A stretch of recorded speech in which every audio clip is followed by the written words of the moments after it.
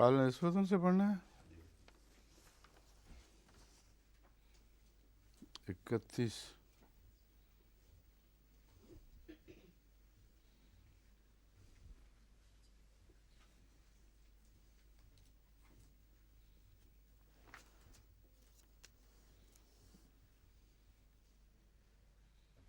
ठीक है। औज़ु बिल्लाहि मिनश्शैतानिर्रजीम बिस्मिल्लाहिर्रहमानिर्रहीम। वक़ाल निस्वतुन फ़िल मदीनति इम्राअतुल अज़ीज़ तुराविदु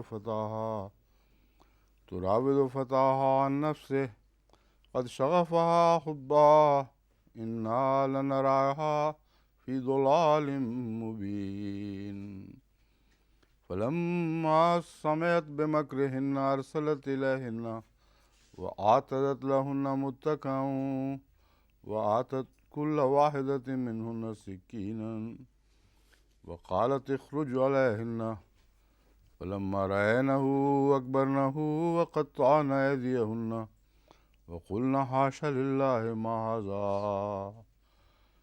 हाज़ा बशरा इन हाज़ा इल्ला मलकुन करीम। क़ालत फ़ज़ालिकुन्न अल्लज़ी लुमतुन्ननी फ़ीहि वलक़द रावदतुहु अन नफ़्सिही फ़स्तअसम वलइन लम यफ़अल मा आमुरुहु लयुस्जनन्न वलयकूनन मिनस्साग़िरीन। क़ाल रब्बिस्सिज्नु अहब्बु इलय्या मिम्मा यदूननी इलैहि वइल्ला तस्रिफ़ अन्नी कैदहुन्न अस्बु इलैहिन्ना वअकुन मिनल जाहिलीन। फ़स्तजाब लहु रब्बुहु फ़सरफ़ अन्हु कैदहुन्न इन्नहु हुवस समीउल अलीम। सुम्म बदा लहुम मिन बाद मा रअउल आयाति लयस्जुनुन्नहु हत्ता हीन वदख़ला माअहु सिज्न फ़तयान क़ाल अहदुहुमा इन्नी अरानी आसिरु ख़म्रा वक़ाल आख़िरु इन्नी अरानी आमिलु फ़ौक़ रासी ख़ुब्ज़न ताकुलु त्तैरु मिन्हु नब्बिना बितावीलिही इन्ना नराक मिनल मुहसिनीन। क़ाल ला यातीकुमा ताअमुन तुरज़क़ानिही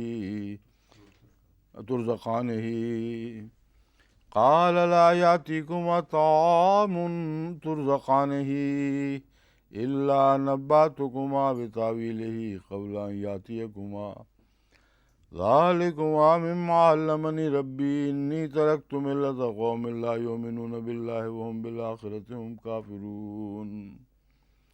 वत्तबअतु मिल्लत आबाई इब्राहीम व इसहाक़ व याक़ूब मा कान लना अन नुश्रिक बिल्लाहि मिन शैइन ज़ालिक मिन फ़ज़लिल्लाहि अलैना व अलन्नासि वलाकिन्न अक्सरन्नासि ला यशकुरून। या स्वाहिबियस सिजने अरबाबुम मुतफ़र्रिक़ून ख़ैरुम मिनल्लाहिल वाहिदिल क़हार मा ताबुदून मिन दूनिही इल्ला अस्माअन सम्मयतुमूहा अंतुम व आबाउकुम मा अंज़लल्लाहु बिहा मिन सुल्तान इनिल हुक्मु इल्ला लिल्लाह अमरा अल्ला ताबुदू इल्ला इय्याहु ज़ालिकद्दीनुल क़य्यिम वलाकिन्न अक्सरन्नासि ला यअलमून। या साहिबियस सिजने अम्मा अहदुकुमा फयस्क़ी रब्बहु ख़म्रा व अम्मल आख़िरु फयुस्लबु फ़ताकुलु त्तैरु मिन रासिही क़ुज़ियल अम्रुल्लज़ी फ़ीहि तस्तफ़्तियान वक़ाल लिल्लज़ी ज़न्न अन्नहु नाजिम मिन्हुम उज़्कुरनी इंद रब्बिक फ़अन्साहु श्शैतानु ज़िक्र रब्बिही फ़लबिथ फ़िस्सिज्नि बिद्अ सिनीन। वक़ालल मलिकु इन्नी अरा सबअ बक़रातिन सिमानिन याकुलुहुन्न सबउन इजाफ़ुन व سنبلات خضر وأخرى يابسات يا أيها الملأ أفتوني في رؤياي إن كنتم للرؤيا تعبرون قالوا أضغاث أحلام وما نحن بتأويل الأحلام بعالمين وقال الذي نجا منهما وادكر بعد أمة أنا أنبئكم بتأويله فارسلون يوسف أيها الصديق أفتنا في سبع بقرات سمان يأكلهن سبع عجاف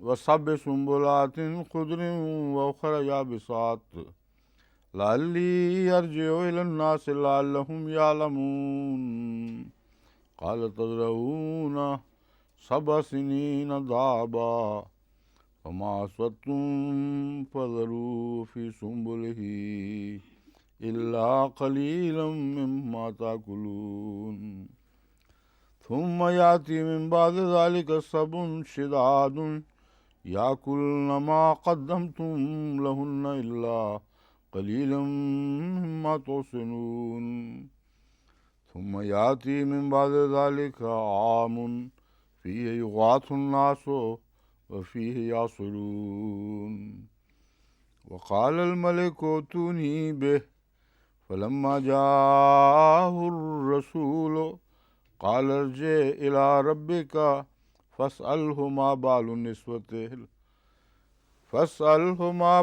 النسوة اللاتي قطعن أيديهن إن ربي بكيدهن عليم قال ما خطبكن إذ راوتن يوسف عن نفسه قلنا حاش لله ما علمنا عليه من سوء قالت امرأة العزيز الآن حصحص الحق أنا راودته عن نفسه وإنه لمن الصادقين ذلك ليعلم أني لم أخن بالغيب وأن الله لا يهدي كيد الخائنين.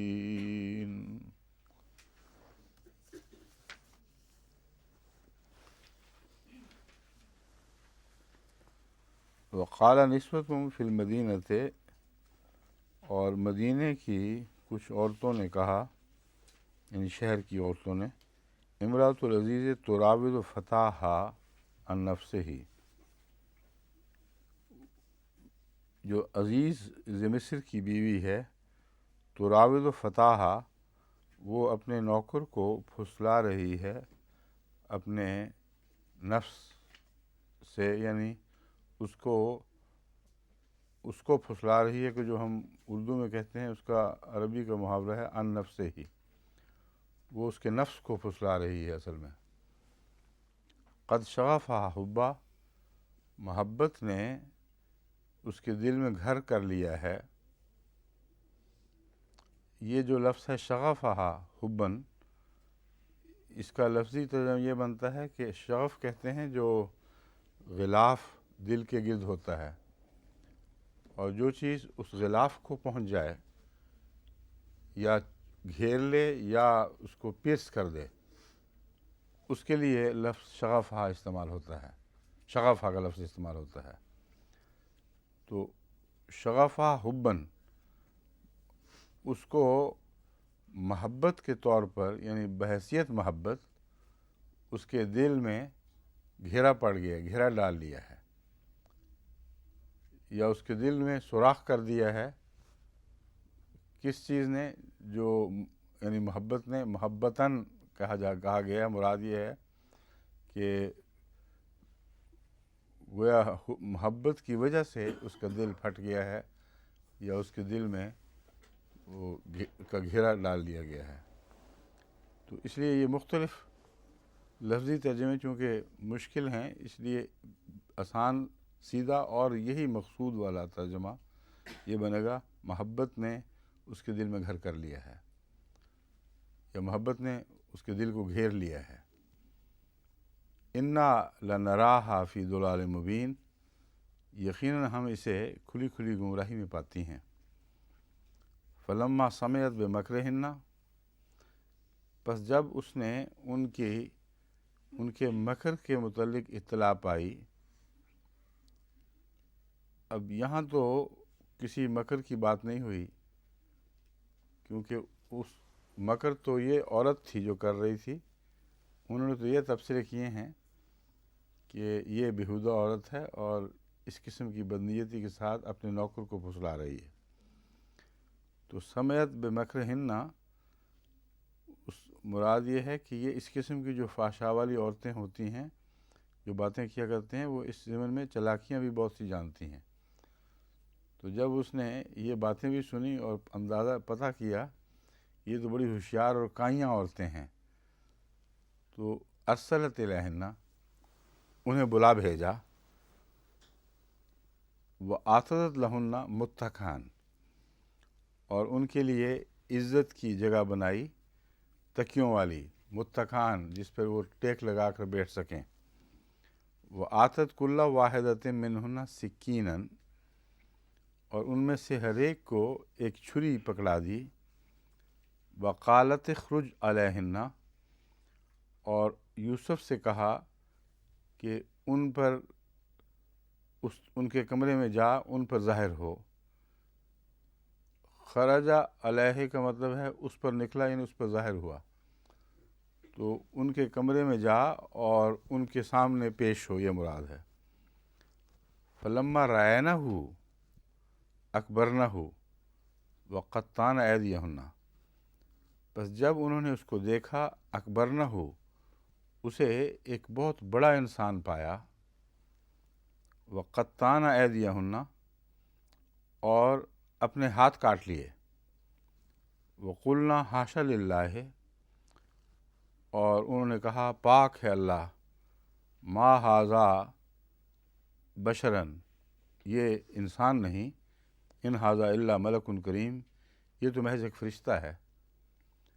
تو اس کا چہرہ بشرہ دیکھ کر، اس کے آثار، اس کے وقار دیکھ کر ان عورتوں نے اپنے ہاتھ کاٹ لیے. اب یہ سوال ہے کہ ہاتھ کاٹنے سے یہاں کیا مراد ہے اور کیوں ہاتھ کاٹے؟ کیوں جی، کیا کہتے ہیں علماء کرام اس کے متعلق؟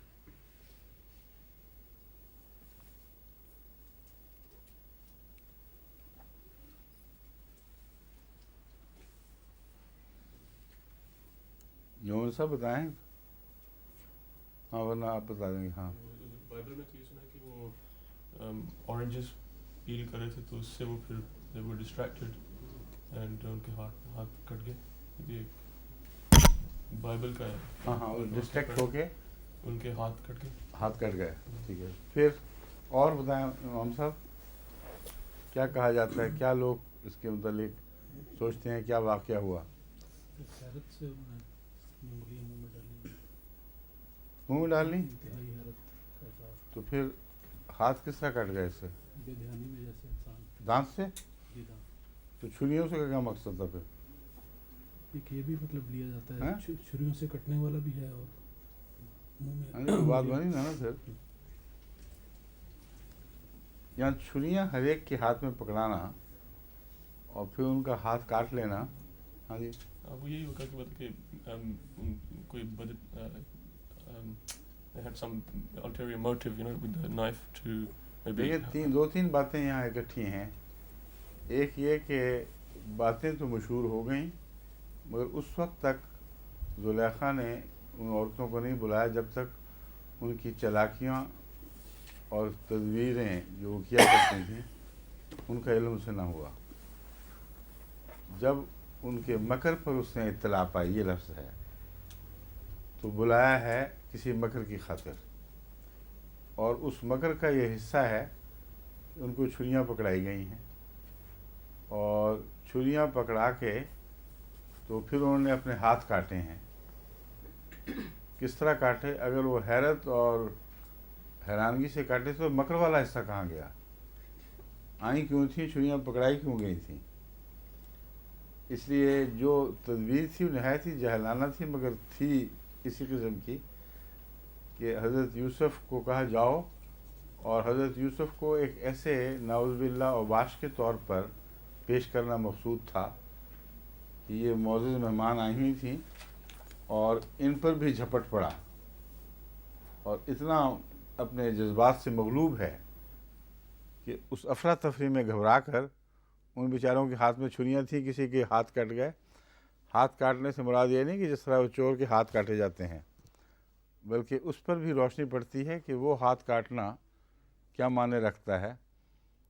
اگر یہاں یہ ہاتھ کاٹنے سے مراد کاٹ کر الگ پھینک دینا نہیں ہے، تو کیا وہاں بھی اس بات کا امکان ہے کہ ہاتھ کاٹ کر ایسا نشان لگا دیا جائے جو ہمیشہ کے لیے اس کے چور ہونے پر ایک علامت بن جائے؟ یہ میں نہیں کہہ رہا کہ یہ ایسا ہے، میں مثال کے طور پر بتا رہا ہوں کہ قطعاً سے یہ ایک استنباط وہاں بھی ہو سکتا ہے، مگر یہ قطعی بات ہے کہ ان عورتوں نے اپنے ہاتھ کاٹ کے بدن سے جدا نہیں کیے تھے، اور جس طرح افراتفری کا عالم پیش کرنا ہو، چھریاں لگ گئیں کہیں۔ دوسرا قطعاً ایدیہن کا ایک مطلب ہے اپنی تدبیروں سے ہاتھ کھینچ لیے،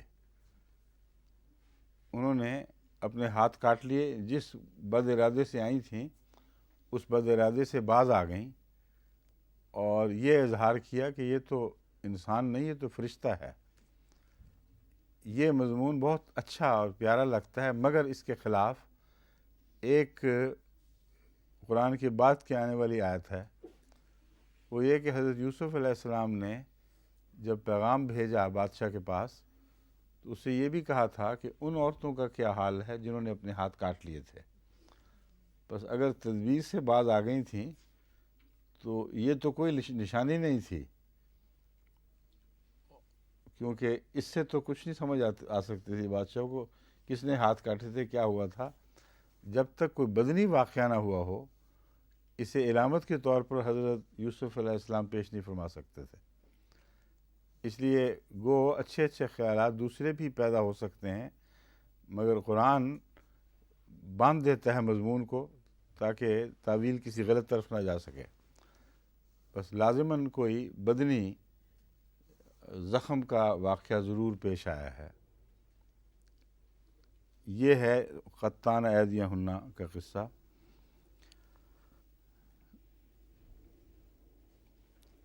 لیکن یہ تدبیر جو ہے، اس وجہ سے حضرت یوسف کو قید میں نہیں ڈالا گیا۔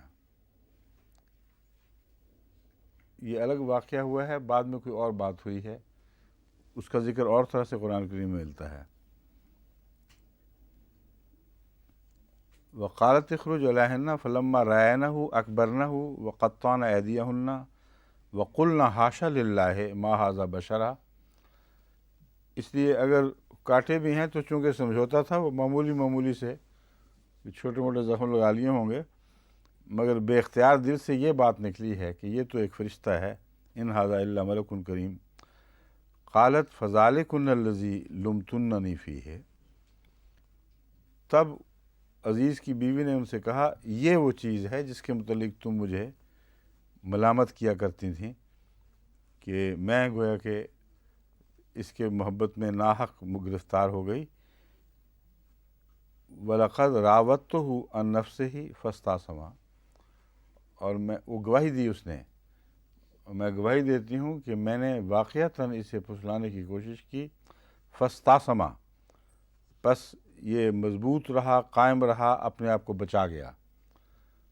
بس اس آیت سے اس آیت کے مضمون پر روشنی پڑ رہی ہے جس میں نے کہا تھا کہ ہرگز یہ مراد نہیں کہ لولا را برہان ربہ سے کو الگ پڑھا جائے، اور اس سے پہلے ہے کیا تھا وہ ہمہ بہا الگ۔ اگر ہمہ بہا ہو کہ اس نے ارادہ کر لیا ہو بدی کا، تو یہ عورت یہ گواہی نہ دیتی کہ فاستعصم۔ صاف پتہ چلا ہے کہ شروع سے آخر تک بدی کے ارادے کا کوئی سوال ہی پیدا نہیں ہوا۔ لولا را برہان ربی سے وہ براہین ربی ہیں، براہین رب ہیں جو اس سے پہلے قرآن کریم میں مذکور ہیں کہ یوسف کو خدا نے براہین دکھائی ہوئی تھیں۔ بس اگر اللہ تعالیٰ کی طرف سے براہین نہ دیکھی ہوتی اور کامل یقین نہ ہوتا تو تو ابتلا بہت سخت تھا، مگر اس کامل یقین کی وجہ سے خدا تعالیٰ نے اس کو سنبھال لیا. اور اب یہ عورت یہاں گواہی دے رہی ہے، راوتہ عن نفسہ فاستعصم، اس نے اپنی خوب حفاظت کی اور بچا لیا اپنے آپ کو. وَلَئِن لَمْ يَفْعَلْ مَا أَمُرُهُ لَيُسْجَنَنَّ، اور میرا یہ ارادہ ہے کہ اگر جو میں اس سے کہتی ہوں اس نے نہ کیا تو ضرور اسے قید کیا جائے گا. وَلَيَكُونَ مِنَ الصَّاغِرِينَ، اور وہ ضرور ذلیل لوگوں میں سے ہو جائے گا. یہاں اب وہ اپنی کچلی ہوئی انانیت کا بدلہ لینا چاہتی ہے اور انتقام لینا چاہتی ہے. یہ صاف پتہ چلا کہ محبت کا قصہ کوئی نہیں ہے، وہ جھوٹ تھا. کیونکہ اگر محبت ہو تو یہ رد عمل نہیں ہوا کرتا کہ میں ضرور اسے ذلیل و رسوا کر کے دکھا دوں گی. اس نے ایک بدی کا ارادہ کیا، اس نے انکار کر دیا، اس سے اس کی ایک انانیت کچلی گئی ہے، اور حیثیت بھی اس کی غلامی کی تھی. اس کے نتیجے میں کھول رہی تھی یہ کہ یا تو میں اس طرح ذلیل کر دوں گی اسے کہ اپنے سامنے جھکا دوں گی، یا پھر قید کیا جائے گا اور غلط الزام کے ساتھ قید کیا جائے گا، تو اس طرح وہ ذلیل و رسوا ہو جائے گا. قال رب السجن احب الی مما یدعوننی الیہ، اس نے کہا اے میرے رب، قید خانہ مجھے زیادہ پیارا ہے اس بات سے جس کی طرف مجھے یہ بلا رہی ہیں. اس کا مطلب یہ ہے کہ ان عورتوں کو اس سازش میں شامل کیا ہے کہ تم بھی اس پر ڈورے ڈالو تاکہ جہاں بھی یہ قابو ہے وہاں ہم اس کو ذلیل و رسوا کر دیں. اب دعا یہ نہیں مانگی کہ اے خدا تو مجھے ان سے بچا لے، یہ مانگی کہ قید خانہ مجھے زیادہ پیارا ہے. تو اللہ تعالیٰ بعض وقت دعائیں بھی ایسی نکلوا دیتا ہے کہ دعائیں اسی طرح پوری کر دیتا ہے. لیکن یہ دعا نکلوانا ایک خاص مقصد کی خاطر تھا. جو عظیم نشانات بعد میں ظاہر ہوئے اور عالمی انقلابات کے ساتھ تعلق رکھنے والے، وہ اس دعا کے اس حصے سے تعلق رکھتے ہیں کہ رب احب السجن احب الیہ، اے میرے رب قید خانہ مجھے زیادہ پیارا ہے.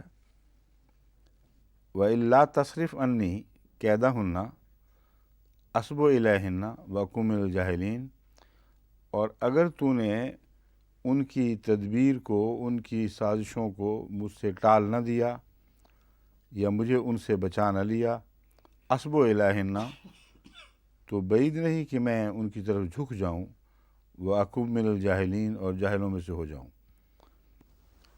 فَاسْتَجَابَ لَهُ رَبُّهُ، بس اللہ نے اس کی یہ دعا سن لی. اس سے نتیجہ یہ نکلتا ہے کہ ان کی قید ناکام رہی، اور وہ جو چھریاں چلا کر جو تدبیر کی گئی تھی اگر وہ کامیاب ہو جاتی اسی طرح، تو یہ دعا قبول ہونے کا پھر کیا مطلب ہے.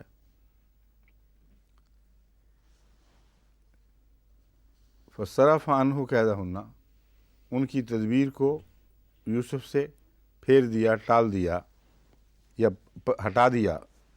انہ هو السمیع العلیم، یقیناً وہ بہت سننے والا اور بہت جاننے والا ہے.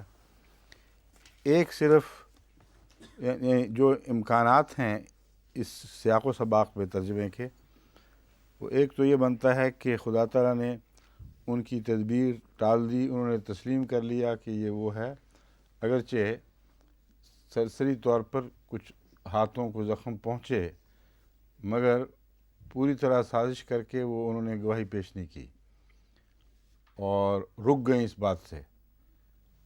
دوسرا، تدبیر کو ٹالنے کا مطلب یہ ہے، یا تدبیر کو ان سے پھیر دینے کا، کہ حضرت یوسف نے قید سے بچنے کی تدبیر کا ذکر نہیں کیا. یہاں حضرت یوسف نے یہ نہیں فرمایا کہ ان کی تدبیر کو اس طرح ناکام بنا دے کہ میں قید رسوائی سے بچ جاؤں، بلکہ فرمایا قید رسوائی مجھے منظور ہے، ان کی تدبیر اپنے مقصد میں کامیاب نہ ہو، یعنی میرے دل پر کوئی بد اثر نہ پڑے. تو اگر یہ معنی کیے جائیں تو پھر اسی واقعہ کی روح سے اس کے بعد ہونے والی علامتوں سے یہ مراد ہوگی کہ جب ان عورتوں نے یہ سازش کرنے کی کوشش کی اور ناکام رہیں تو پھر وہ جو نشان تھے کٹے ہوئے وہ پیش کیے گئے، اور باقاعدہ اس پر کوئی جوری بیٹھی ہے یا کوئی صاحب فہم لوگوں نے مل کر غور کیا ہے اور کہا ہے کہ یہ یوسف گھر پہ آنے جانے والی عورتوں سے اس طرح کیا کرتا تھا، جس کی وجہ سے یہ واقعات ہوئے ہیں۔ تو اس پر پھر حضرت یوسف کو قید کرنے کا فیصلہ کر لیا گیا۔ یہ اس طرح مطلب بنے گا کہ دعا میں یہ مراد ہے چونکہ کہ مجھے قید سے بچنے کی فکر نہیں، مجھے اپنے نفس کے بچانے کی فکر ہے۔ اور یہ چونکہ اسی رنگ میں دعا کی ہے، اللہ تعالیٰ نے اسی رنگ میں قبول کر لی، تو ان کا مکر یوسف کے نفس کو زخم نہیں پہنچا سکا، اور ان کا مکر قید کی حد تک کامیاب ہوا۔ یہ پھر ترجمہ کرنا پڑے گا۔ ثم بدا لہم من بعد ما راؤ الآیات، پس جب انہوں نے بعض نشان دیکھے، بعض علامتیں دیکھیں، تو ان پر یہ بات ظاہر ہوئی کہ اسے قید کر دینا چاہیے۔ یہ تدبیر سوجھی ان کو کہ اسے قید کر دینا چاہیے۔ اب یہ جو بیان ہے یہ بھی کچھ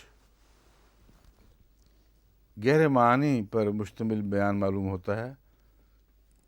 ثم بدا لہم من بعد ما راؤ الآیات، اب یہ جو ہاتھ کاٹنا ہے اس کو الآیات کہنا قرآن کریم کا یہ طبیعت نہیں مانتی، کیونکہ الآیات کا محاورہ قرآن کریم کا اور ہے۔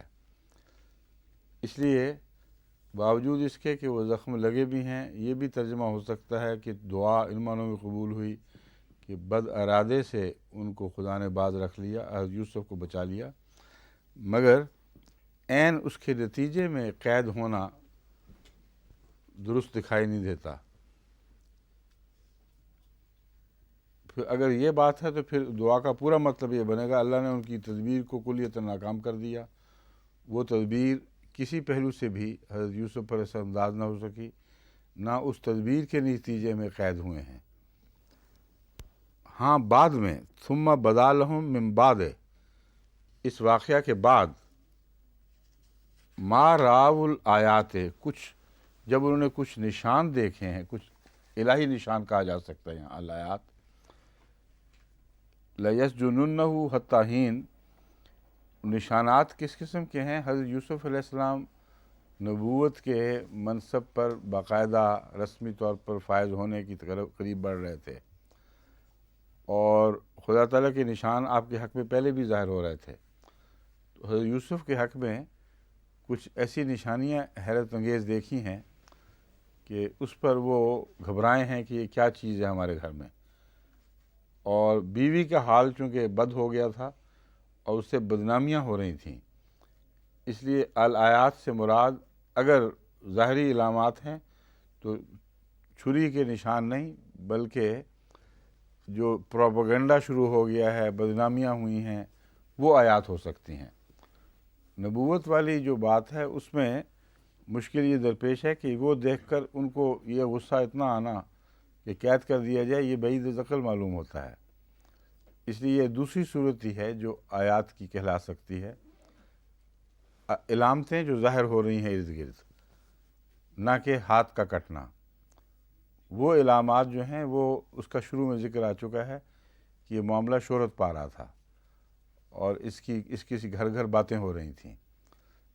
تو جب انہوں نے دیکھا یہ معاملہ دبا نہیں ہے اور یہ عورت بھی تلی بیٹھی ہے، تو آیات سے مراد یہ بھی تو ہو سکتا ہے کہ اس عورت کی تدبیریں، کاروائیاں کچھ سامنے آ گئی ہوں اور حضرت یوسف کو انہوں نے معصوم ہی پایا ہو، مگر حالات ایسے ہو گئے ہوں کہ عزیز مصر کی عزت رکھنے کی خاطر انہوں نے فیصلہ کر لیا کہ اسے کچھ دیر قید کر دیا جائے۔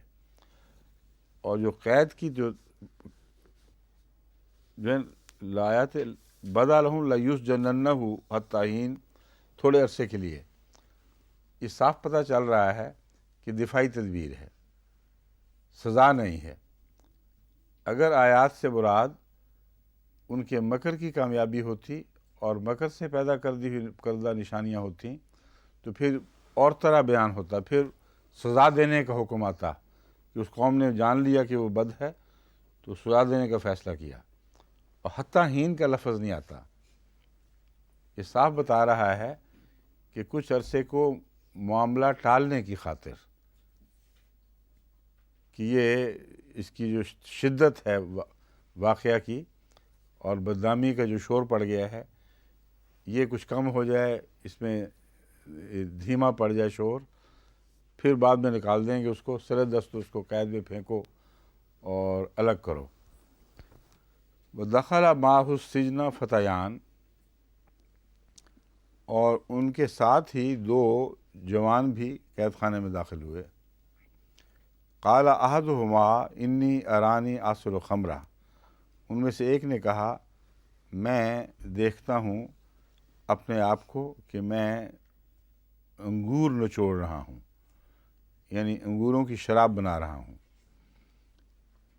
یہ جو واقعہ ہے دو آدمیوں کا ساتھ داخل ہونا، یہ مراد نہیں کہ ادھر داخل ہوئے اور ادھر باتیں شروع ہو گئیں کہ ہم نے یہ خواب دیکھی ہے۔ ساتھ اکٹھے داخل ہونے والوں کا ایک قدرتی ساتھ ہو جاتا ہے، رفاقت سے بن جاتی ہے۔ ایک بیچ میں جو لوگ آئیں ان کا تبھی ایک تعلق قائم ہو جاتا ہے، اور بسا اوقات ان کو ایک ہی کمرے یا ایک ہی قید کے حصے میں ڈال دیا جاتا ہے۔ تو اس طرح ان کا تعارف ہوا ہے ان لوگوں سے، اور انہوں نے حضرت یوسف علیہ السلام میں جو نیکی کے آثار دیکھے ہیں اس کی وجہ سے انہوں نے اپنی خوابیں آپ کے سامنے پیش کیں، اور دونوں کی خوابیں الگ الگ مضمون سے تعلق رکھتی تھیں،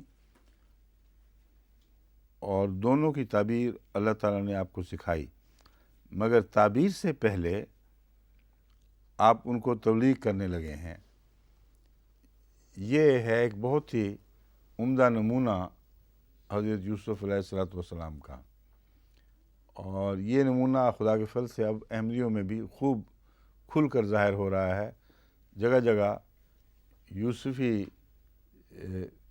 قید کے مناظر دکھائی دے رہے ہیں، یوسفی ان معنوں میں کہ معصوم اور قید کیے گئے، جھوٹے الزامات کے تابع قید کیے گئے، اور بسا اوقات حکمت کے تابع قید کیے گئے، اور قید میں ڈالنے والوں نے خود کہا، معذرت کی کہ دیکھو ہم مجبور ہیں، یہ معاملہ ذرا ٹھنڈا ہو جائے گا تو بعد میں نکلوا لینا، مگر اب تو ہم قید دینے میں مجبور ہیں۔ تو یوسفی سنت جس تفصیل کے ساتھ، جس یقینی طور پر جماعت احمدیہ کے اس دور کے قیدیوں پر ثابت ہوئی ہے، صادق آئی ہے، ویسے ساری تاریخ میں آپ کو دکھائی نہیں دے گا۔ اور پھر اندر تبلیغیں بھی کرتے ہیں، اور تبلیغ کے نتیجے میں بہت بیعتیں کروائی ہیں ان لوگوں نے، اور وہ لوگ پھر باہر نکل کے ثابت قدم رہتے ہیں، باہر نکل کے رابطے پیدا کرتے ہیں اور تبلیغیں شروع کر دیتے ہیں۔ تو یہ حضرت یوسف کی خاص ادا تھی کہ سوال کا جواب دے سکتے تھے اسی وقت، انہوں نے کہا نہیں ابھی ان کو ذرا مصروف رکھتے ہیں، تبلیغ کر لیں پہلے، اور بعد میں ان کو یہ بھی کہا کہ کھانا آئے گا نا اس وقت تک، تاکہ ان کو افراتفری کوئی نہ کہیں جانے کی جلدی کوئی نہیں۔ کھانے کے انتظار میں تو بیٹھنا تھا انہوں نے کہا کھانا جو تمہیں ملے گا نا اس سے پہلے میں کچھ باتیں کر لیتا ہوں۔ اچھا، پھر کھانے سے پہلے تعبیر کی ہے یا بعد میں کی ہے؟ کیوں جی محمد صاحب؟ قبل ان یاتیکم علیکم،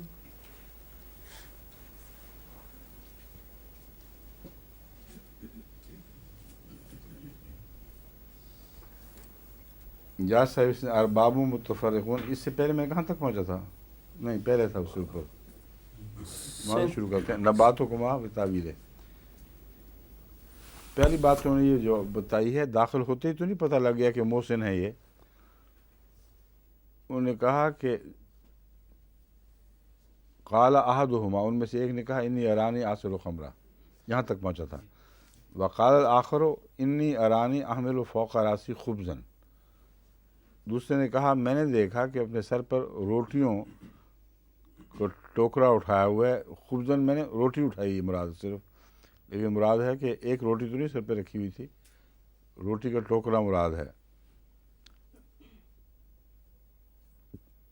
تاکل الطیر منہ، اس میں سے پرندے کھا رہے ہیں، نبّنا بتاویلہ، ہمیں اس کی تعبیر بتا، انا نراک من المحسنین، ہم تجھے محسن دیکھتے ہیں۔ اس سے یہ استنباط ہوتا ہے اور اس خیال کو تقویت ملتی ہے کہ جاتے ہی بات نہیں کر دی انہوں نے، کچھ عرصہ دیکھا ہے اور آپ کے اعلیٰ کردار سے متاثر ہوئے ہیں اور تعبیر کے لیے آپ کی طرف متوجہ ہوئے۔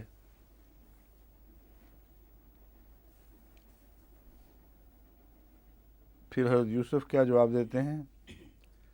قال لا یاتیکما طعام ترزقانہ الا نباتکما بتاویلہ، نے کہا پیشتر اس کے کہ کھانا جو تمہیں دیا جاتا ہے تمہارے تک آ پہنچے، میں ضرور تمہیں اس کی تعبیر بتا دوں گا، یا کھانا نہیں آئے گا جو تمہیں دیا جاتا ہے اس سے پہلے کہ میں اس کی تعبیر تمہیں بتا دوں۔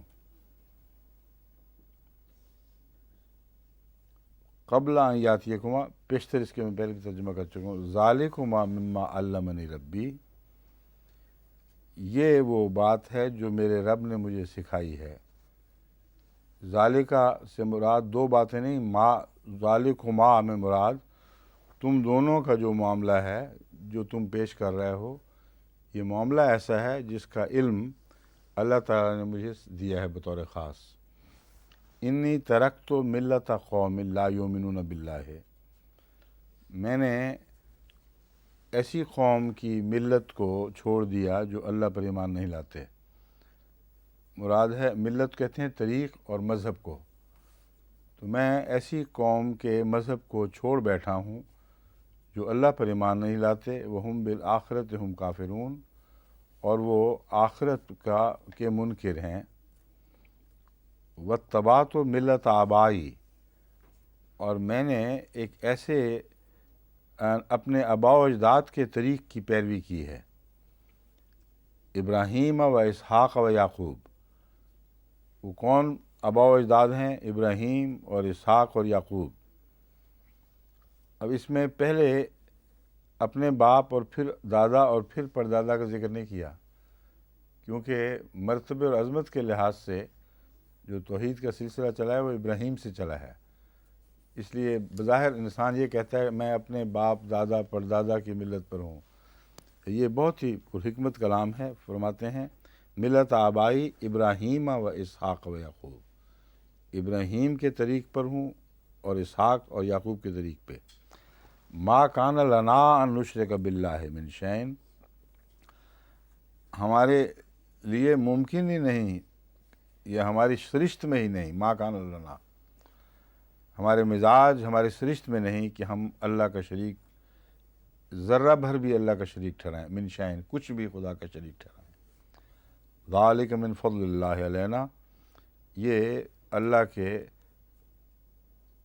خاص فضل میں سے ہے جو ہم پر ہوا، وعلی الناس، اور لوگوں پر ہوا، یعنی خدا تعالیٰ کی توحید کا قیام جو ہمارے ذریعے ہے یہ صرف ہمارے خاندان کے لیے خاص نہیں بلکہ باقی انسانوں کی بھلائی کی خاطر بھی ہوا ہے۔ ذکر چونکہ صرف خاندان کا کیا جا رہا ہے اس لیے غلط فہمی نہ ہو، فرمایا ذالک من فضل اللہ علینا و علی الناس، ہم پر بھی خدا کا یہ فضل ہے اور الناس دوسرے لوگوں پر بھی، ولیکن اکثر الناس لا یشکرون، مگر اکثر لوگ شکر نہیں کرتے، اور فائدہ فضلوں کا وہی اٹھاتا ہے جو شکر گزار ہو۔ بس فضل تو سب کے لیے تھا، فائدہ وہی اٹھا گئے اور وہی اٹھائیں گے جو خدا کے شکر گزار بندے ہیں۔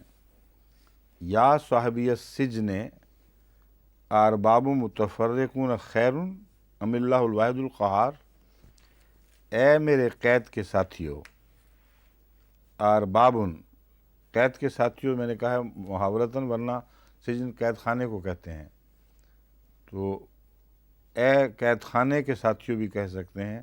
ارباب متفرقون، کیا متفرق ارباب یعنی رب کی جمع ارباب ہے، کیا بہت سے رب خیر بہتر ہیں، ام اللہ الواحد القہار، یہ اللہ جو اکیلا اور ایک ہے اور قہار ہے، بہت غلبے والا اور قدرت والا ہے۔ ما تعبدون من دونہ الا اسمان سمیتموہا انتم و آباؤکم، تم اس کے سوا کچھ نہیں پکارتے، کسی کو نہیں پکارتے مگر ان ناموں کو جو تم نے خود دے رکھے ہیں۔ انتم و آباؤکم، تم نے اور تمہارے ماں باپ نے، آباء و اجداد نے، ما انزل اللہ بہا من سلطان، جن کی تائید میں اللہ نے کوئی بھی نشان نہیں اتارا۔ ان الحکم الا للہ، سلطان سے مراد کوئی دلیل، قوی دلیل ہے، تو کوئی دلیل بھی خدا تعالیٰ نے ان کے حق میں نہیں اتاری۔ ان الحکم الا للہ، جبکہ واقعہ یہ ہے کہ حکم اللہ کے سوا اور کسی کا نہیں چلتا، حکم دینے کا اختیار اور حق صرف اللہ ہی کو ہے۔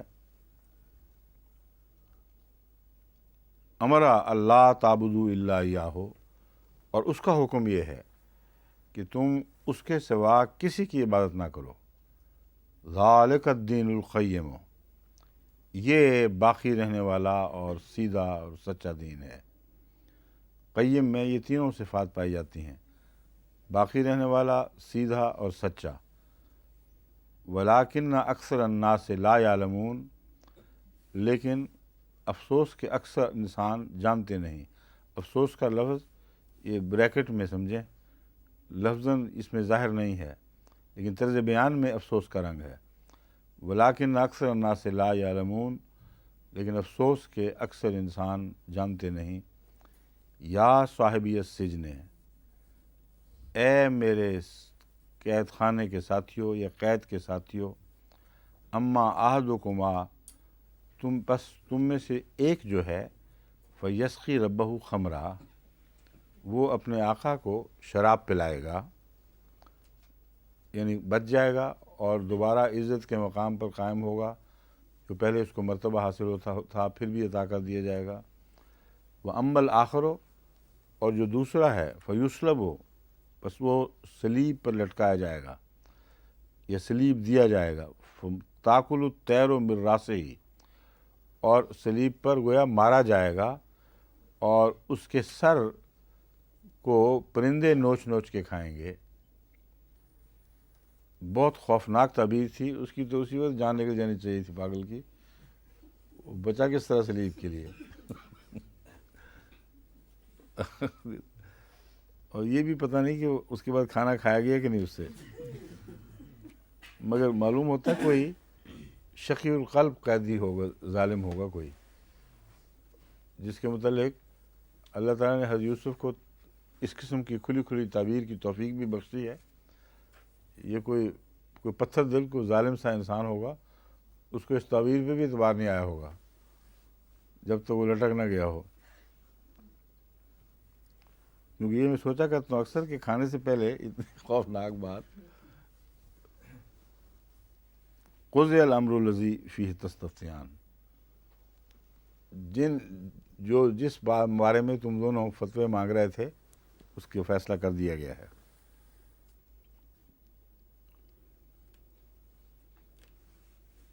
آگے پھر کیا ہے؟ وقال للذی ظن انہ ناج منہما، اس نے اس شخص سے کہا جس کے متعلق اس کا گمان تھا کہ یہ ان دونوں میں سے بچ جائے گا، جس کے متعلق تعبیر کی تھی کہ وہ اپنے آقا کو دوبارہ شراب پلائے گا۔ اذکرنی عند ربک، مجھے اپنے رب کے حضور یاد رکھنا، میرا ذکر کرنا۔ اپنے مالک، رب سے مراد یہاں اللہ نہیں بلکہ تیرا جو مالک ہے، یعنی وہ بادشاہ کا درباری تھا چونکہ، اس لیے کہا کہ اس کو بتانا تو صحیح کہ میں کون ہوں اور کیا ہو رہا ہے۔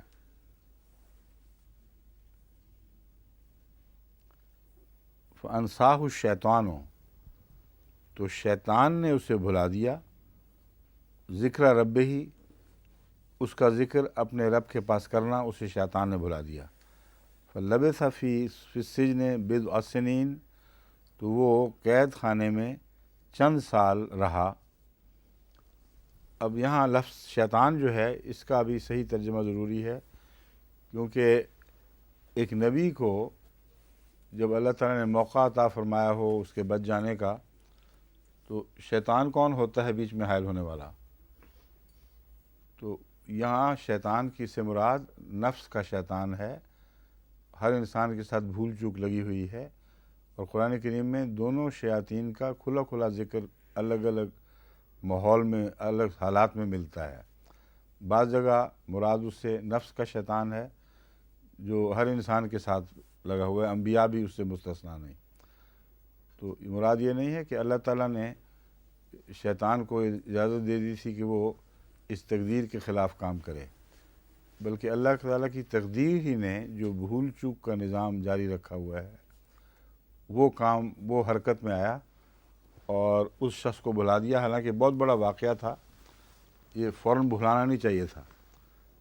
بس معلوم ہوتا ہے یہ شیطان جو ہے یہ جو نفس کے اندر شیطان ہوتا ہے، یہ تقدیر الہی کے تابع بعض دفعہ بھلاتا ہے، اور اس تقدیر کے اعلیٰ نتائج ظاہر ہونے پیش نظر ہوتے ہیں۔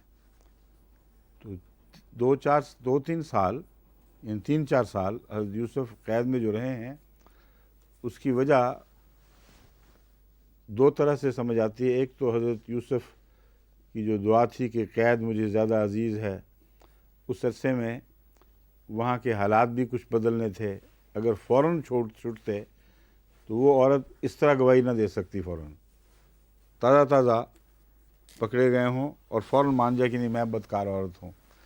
اس لیے اس میں بھی کچھ وقت لگنا تھا۔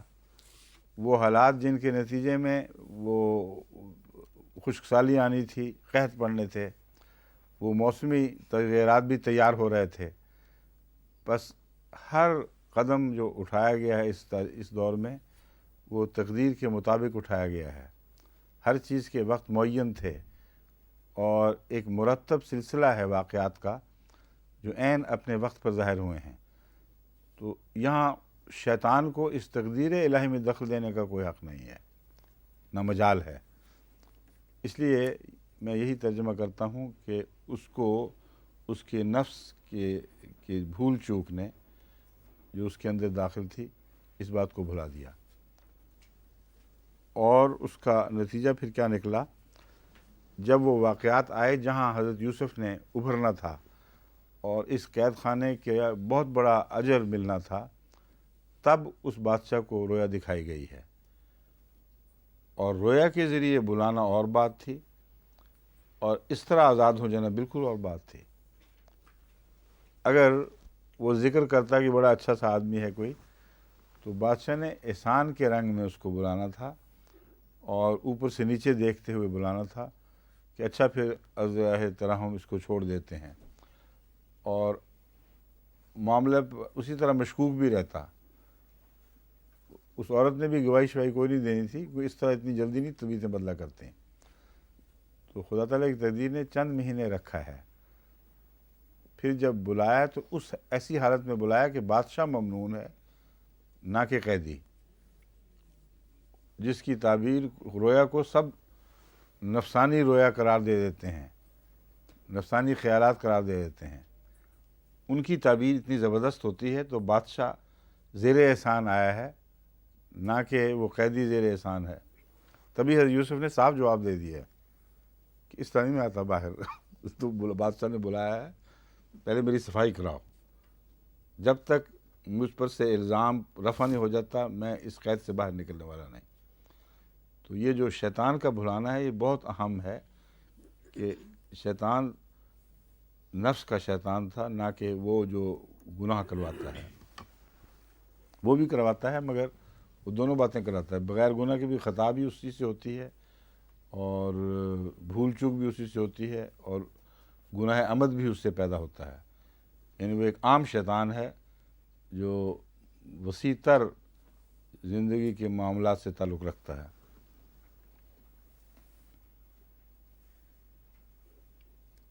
اچھا، پھر کیا ہوتا ہے؟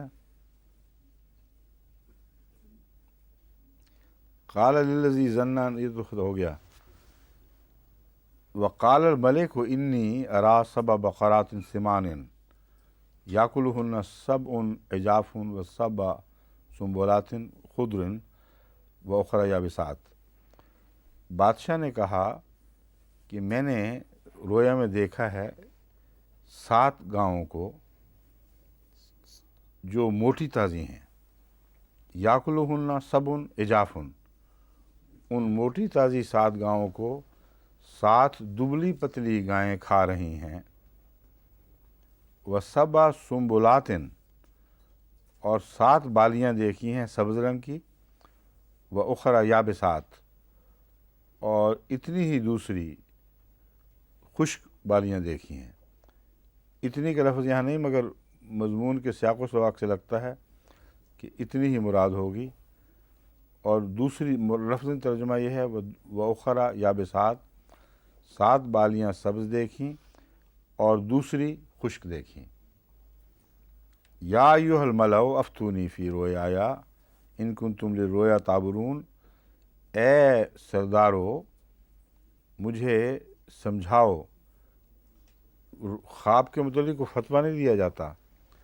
افتونی سے مراد یہ نہیں کہ اس خواب پر فتویٰ صادر کرو، مراد یہ اس کے مفہوم کو سمجھاؤ، اس میں کیا حکمت چھپی ہوئی ہے۔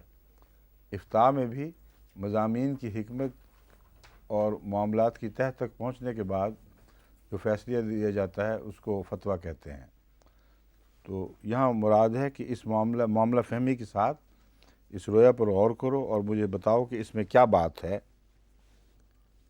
ان کنتم للرؤیا تعبرون، اگر تمہیں خوابوں کی تعبیر سے کوئی تعلق ہے۔ قالوا اضغاث احلام، انہوں نے کہا یوں ہی پراگندہ خیالات ہیں، کچھ بھی نہیں اور۔ وما نحن بتاویل الاحلام بعالمین، انہوں نے کہا ہاں عالم تو ہم بہت پراگندہ خیالات کے عالم نہیں ہیں ہم۔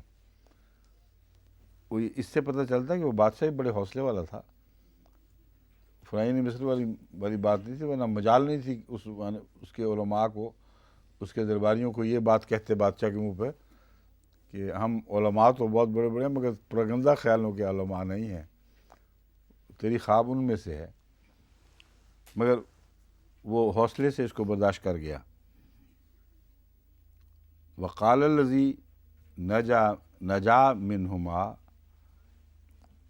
وذکر بعض امۃ انا انبئکم بتاویلہ، تو وہ شخص جس کو نجا منہما، جس نے نجات پالی تھی، جو آزاد ہو گیا تھا ان دونوں میں سے، وذکر بعد امۃ، اور ایک مدت گزرنے کے بعد اسے یاد آ گیا کہ یہ تو وہی شخص ہے جو اس معاملے کا حل کر سکتا ہے، کیونکہ رویا کی ایسی تعبیر کرنے والا اور شخص کوئی نہیں ہے۔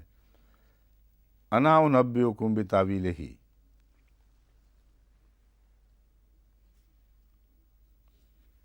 اس نے کہا انا انبئکم بتاویلہ، میں تمہیں اس کی تعبیر سے مطلع کروں گا، فارسلون، بس مجھے بھیجو۔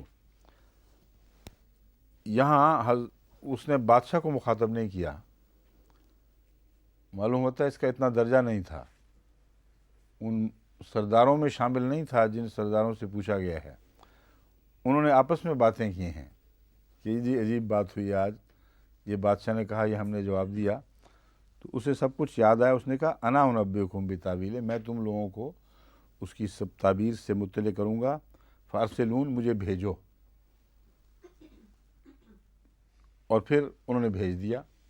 یہ سارا درمیان کا جو واقعہ یہ کٹ گیا ہے، ایک دم سین بدل جاتا ہے۔ یوسف و ایھا الصدیق، اس نے کہا یوسف اے راست باز، افتنا فی سبع بقرات سمان، ہمیں اطلاع کر، ہمیں حکمت بیان کر ہمارے سامنے، فی سبع بقرات، 7 گائیوں کے متعلق جو موٹی ہیں، یاکلہن سبع عجاف، جنہیں 7 دبلی پتلی گائیاں کھا جاتی ہیں، وسبع سنبلات خضر، اور 7 بالیاں ہیں جو سبز رنگ کی ہیں، واخری یابسات، اور دوسری خشک ہیں، لعلی ارجع الی الناس، تاکہ میں لوگوں کی طرف لوٹوں۔ اب یہاں جو انصراف ضمائر ہے اس کو پیش نظر رکھنا چاہیے۔ کہتے ہیں افتنا فی سبع، ہے اکیلا آدمی، لوگ نہیں گئے تھے زیادہ، مگر ہمیں مطلع کر سے مراد یہ ہے کہ میں اپنی طرف سے کوئی تعبیر پوچھنے نہیں آیا، قوم کی طرف سے آیا ہوں، اور ہم یعنی قوم اس کی تعبیر تجھ سے چاہتے ہیں۔ لالی ارجو الی الناس سے، تاکہ تجھ سے علم پانے کے بعد میں پھر لوگوں کی طرف لوٹوں۔ لعلہم یعلمون، شاید کہ وہ جان لیں، ہو سکتا ہے کہ وہ جان لیں، یا تاکہ وہ جان لیں۔ قال تزرعون سبع السنین دابا، حضرت یوسف نے فرمایا کہ تم کھیتی باڑی کرو گے 7 سنین 7 سال تک مسلسل۔ فما حصدتم فذروہ فی سنبلہ، بس جو تم کاٹو اس کو بالیوں ہی میں رہنے دینا، الا قلیلا مما تاکلون، مگر اس میں سے تھوڑا جو تم کھاؤ گے اسے بے شک چھانٹ کر الگ کر لینا۔ اب گاؤں کے ساتھ جو بالیاں دکھا دی گئیں، اس سے اس قحط اور ان غیر معمولی واقعات کی پوری تفصیل ابھرائی، اور چونکہ بالیوں میں دیکھا تھا، دانوں میں نہیں دیکھا، اس لیے حضرت یوسف نے یہ تعبیر بھی پکڑی کہ بالیوں میں رکھنا ٹھیک ہے۔ اور اس تعبیر کا دوہرا فائدہ یہ ہے کہ دانے اگر ایک دفعہ نکل جائیں اور بہت اعلیٰ انتظام نہ ہو ان کی حفاظت کے، تو وہ بہت جلدی خراب ہو جاتے ہیں، اور نکلی ہوئی گندم کا سنبھالنا 1 سال تک بھی بڑا مشکل ہوتا ہے۔ آج کل بھی ہم کئی قسم کے اسپرے کیا کرتے تھے وہاں، ورنہ کہیں سسری لگ گئی، کہیں اور کیڑے مکوڑے کھا گئے، کہیں چوہے گزر جاتے ہیں، لیکن ایک طریق ہے بالی کے اندر گندم خراب نہیں ہوتی، یا بالی کے اندر چاول بھی خراب نہیں ہوتا۔ اس لیے جو بھی اجناس تھیں ان کی تفصیل تو نہیں، مگر بالیوں والی اجناس تھیں، ان کے اندر فرمایا ان کے اندر ہی رکھنا، جتنی ضرورت پڑا کرے اتنی کھا لینا۔ الا قلیلا مما تاکلون سے صاف یہ پتہ چل رہا ہے کہ وہاں یا تو فصل بہت ہوا کرتی تھی، اور قوم کی ضرورت اپنی فصل کی پیداوار سے کم ہوتی تھی، یا دوسرا معنی یہ ہے کہ رویا کی تعبیر سے آپ نے سمجھا کہ یہ 7 سال جو ہیں یہاں ان 7 سالوں میں غیر معمولی طور پر پیداوار ہوگی، اتنی زیادہ کہ جو بچت ہے وہ معمولی ہوگی۔ لیکن دونوں باتیں ممکن ہیں۔ مصر کا جو دریائے نیل کے ساحلی علاقہ تھا، وہ پیداوار کے لحاظ سے بہت بڑی شہرت رکھتا تھا۔ نیل کا پانی بہت زرخیز، نیل جو مٹی لے کر آتا تھا اوپر سے وہ بہت زرخیز، تو دور دور کے علاقوں تک کے لوگ یہاں سے گندم لیتے ہوں گے یا اجناس لیتے ہوں گے۔ لیکن جو بھی وجہ ہو، یہ بہرحال قطعی بات ہے کہ وہ بہت تھوڑا تھا کل جنس کے مقابل پر جو وہ کھاتے تھے، اور باقی کی بچت کرنی تھی۔ وہ تازہ بیچ دیتے ہوں گے۔ حضرت یوسف نے مشورہ دیا ہے کہ اس کو بالیوں میں رکھو اور سنبھال کے رکھو۔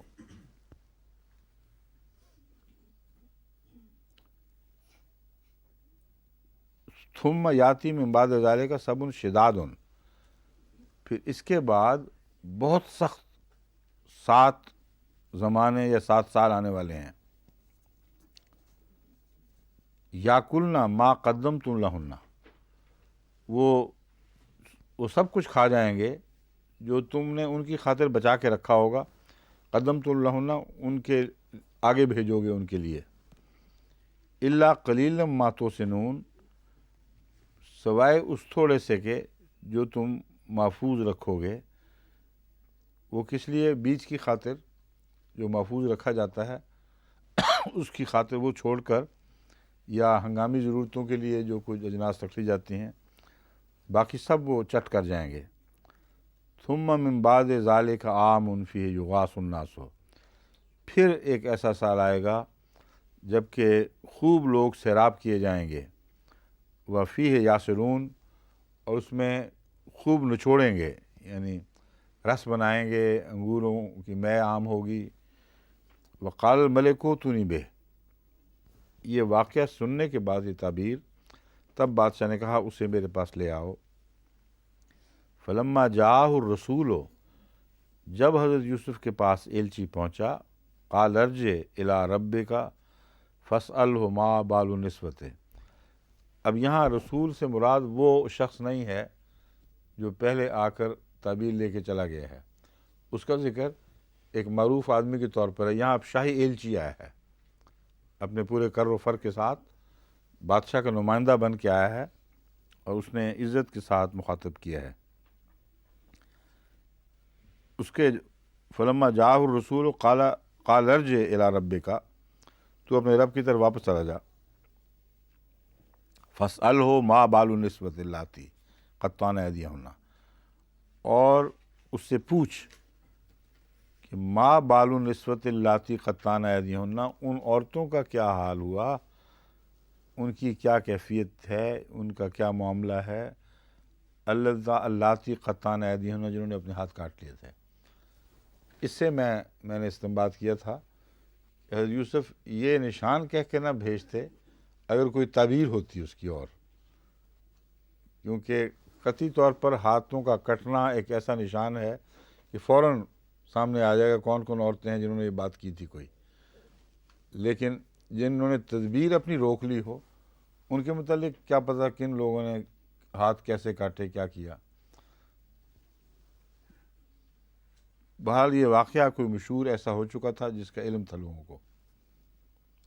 इन रब्बी बिकैदिहिन्ना अलीम, मेरा रब उनकी तदबीरों से खूब वाकिफ़ है।